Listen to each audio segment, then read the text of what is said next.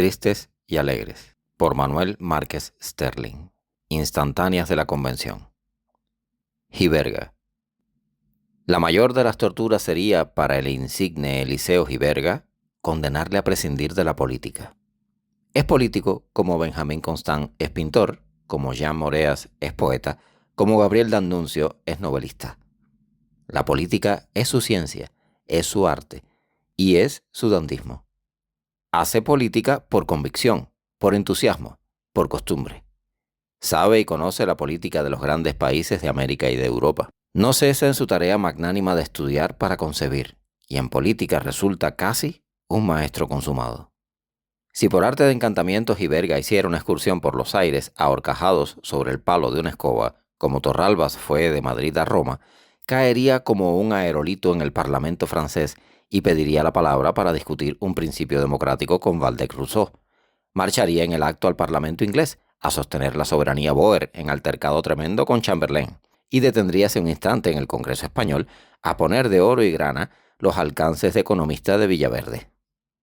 En todas partes, el señor Giberga cae bien, y sabe, desde el primer instante, entrar a escena. Tiene del águila la mirada, pero le falta del halcón la paciencia.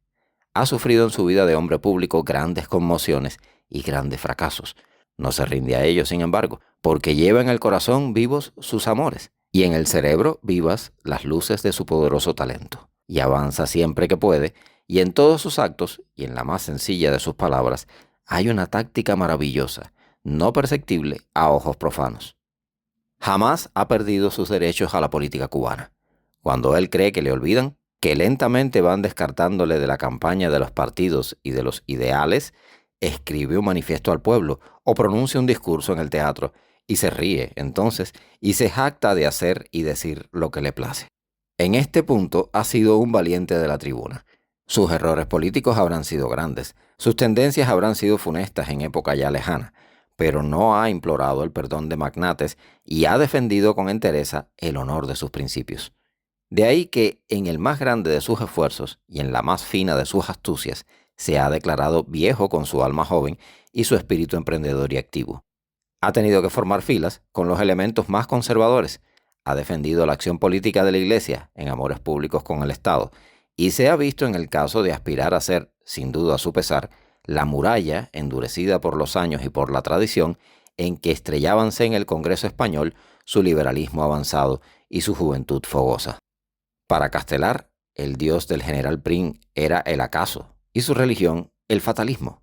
En instantes difíciles el señor Giberga ha echado mano de ese dios y de esa religión. Para Castelar, el ideal del general Prim era lo presente. El señor Giberga sueña en lo porvenir. Cifra en él sus esperanzas, aunque en ocasiones, por mor de un discreteo no siempre hábil, parece que pronuncia el último de sus discursos y que asiste al último de sus actos públicos. El señor Giberga comparte con Manuel Sanguilí y con Juan Gualberto Gómez el prestigio de la elocuencia en la Convención Constituyente.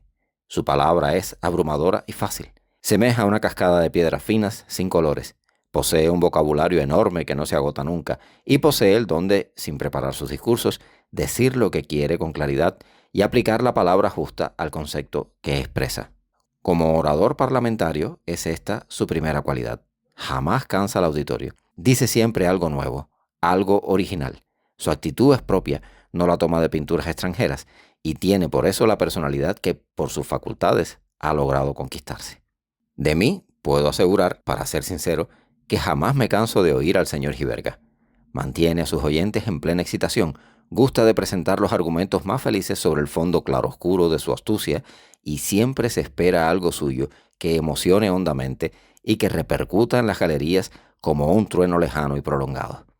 A los apasionados que ven en él al autonomista, los hace pasar con frecuencia de la indignación a la admiración, y su palabra tiene la propiedad de inspirar el silencio entre los amigos del bullicio, como si levantara la voz más poderosa entre los dioses altivos del mutismo, como si dijera la palabra sin respuesta, adoptando la forma única de expresar el único pensamiento. Y así, en medio de un público a quien por breves instantes sugestiona y domina, defiende los credos a que su pasado le obliga, afirma las creencias que hace años jamás hubieran pasado por su mente, haciéndolas brillar en la cámara como el rayo de una luz nueva que irradia un sol distinto. El señor Giverga conoce a fondo el alcance de su palabra. La lleva tranquilo, sereno, convencido a los centros políticos. Huye y sabe huir de los centros literarios. Un discurso de Giverga sobre asuntos de arte es inconcebible. Haría de Miguel Ángel un senador romano, de Pompeyo un poeta de combates, y confundiría con Cánovas y con Roquefort a Núñez de Arce y a Verlaine. Tendrá, como yo creo que tiene, alma de artista, corazón sensible a las exquisiteces del verso, de la novela, de la pintura. Pero su arte es la polémica del derecho político, y en la oratoria de Gambetta y de Sagasta halla los ritmos de su poesía amada. Al encontrarse el señor Giverga de frente al señor Sanguilí, el público de las sesiones de la convención siente cierto regocijo, y prepáranse hasta los más indiferentes a no perder un solo detalle del encuentro. El señor Giverga hace uso de sus estrategias de diputado antiguo. Su figura se yergue serena y su voz es clara y robusta. El señor Sanguilí forma parte del público mientras el señor Giverga habla, y con él admira y con él desaprueba, y opónele luego su frase de bronce, inquebrantable, que fija en la conciencia del señor Giverga como una columna indestructible. Giverga se complace en oír al literato, estudia, analiza cada concepto del orador revolucionario y saca, como un prestidigitador del pensamiento, un caudal de argumentos ingeniosos que brotan en una fuente de palabras frescas. Tal es Eliseo Giverga como orador. Ha tenido la suerte incomparable de no confundir la retórica con la política. Abandonando aquella, ha robustecido esta en su cerebro. Cuando la necesidad le obliga a ser retórico, lo es por adivinación, y adivina bien. Tiene, eso sí, para su exclusivo uso, varias formas de comenzar sus discursos. No pensaba, señores delegados, tomar parte en el debate. Señores delegados, era mi intención permanecer en silencio esta tarde. Pero sus exordios son breves y concisos y casi siempre sinceros.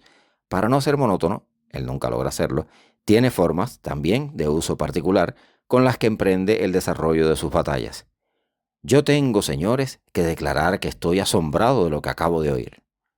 Aquí, señores, no se ha sabido plantear el problema gravísimo que discutimos.